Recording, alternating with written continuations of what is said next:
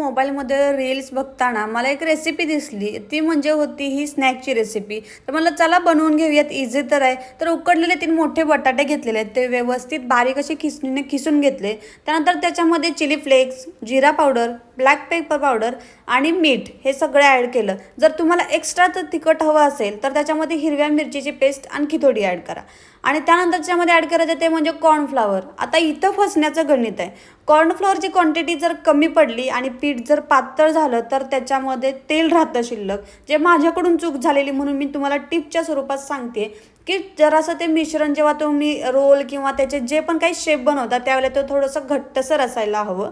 त्या पद्धतीनं तुम्हाला हवं त्या क्वांटिटीनं तुम्ही कॉर्नफ्लॉवर ॲड करायचं आहे. तर आता इथं मी वेगवेगळे शेप बनवले आहेत. काही टिक्की बनवले, काही असे फ्रेंच फ्राईज टाईप शेप बनवले आणि मस्त असं डीप फ्राय करून घेतलेलं आहे. आणि चला आता खायसाठी रेडी आहेत. चला बाय बाय.